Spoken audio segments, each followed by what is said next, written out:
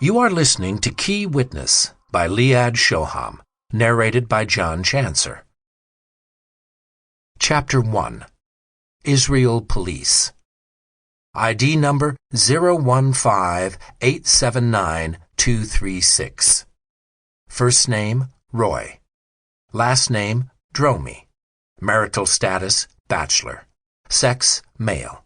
Address, Mecker Hayam, 153A. Tel Aviv. Country of birth, Israel. Father's name, Shlomo. Ethnicity, Jewish. Date of birth, 13/1/1997. Interviewer. Surname, Yitzhaki. First, Hila. Rank, Sergeant. ID, 988-4299. Time, 0604. Date, 17/9/20. At 4:52 a.m., Israel Police Unit 100 received a report from a taxi driver of a man standing on the Ayalon Bridge. At 4:57 a.m., I arrived at the scene with Major Adu Amsalam and found a man in his 20s standing in a position that indicated that he was about to jump. We tried to find out his identity, but the man did not answer. He was standing on the railing, and although he didn't speak, he seemed to be in an emotional state. His hands were shaking. At this point, and despite the danger, Major Adu Amsalam and I decided to approach. When he noticed us, he teetered, but swift action by Major Adu Amsalam prevented him from falling. I would like to praise the actions of Major Adu Amsalam.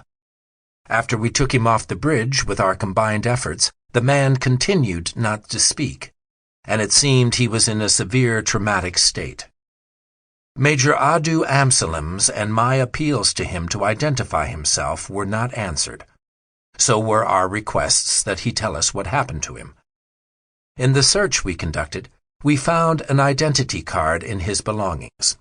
The man's name is Roy Dromi, 23 years old. Since Mr. Dromi continued not to cooperate, and for fear that he would hurt himself, we took him to Ishalov Hospital for further treatment. Chapter 2. Somebody's standing over me, looking at me. I can feel him there, hear his breaths. I open my eyes and sit up right away. Despite the distinct feeling I am not alone, the room's empty. No one is standing by the bed. "Roy?" I call. Silence. I reach for my cell phone. It's 4:15 in the morning. Calm down. Lie back, I tell myself, and shut my eyes. Everything's fine. Just a dream. There's no one there. My head is crammed with thoughts driving away any possibility of sleep. What was I thinking when I let Roy into my house last night? What a fatal mistake.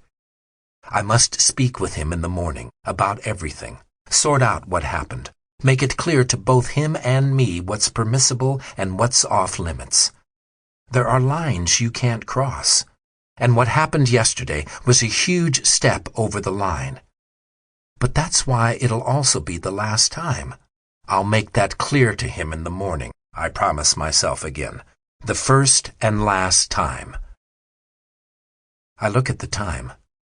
Only 15 minutes have gone by.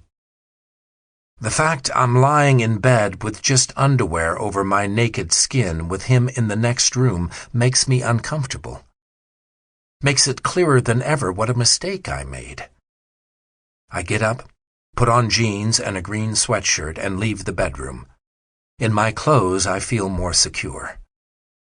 The house is still and silent. There's not a sound from Roy's room.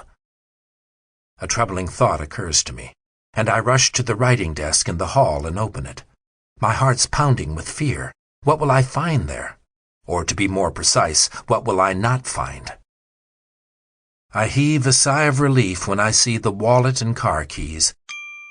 Sample complete. Ready to continue?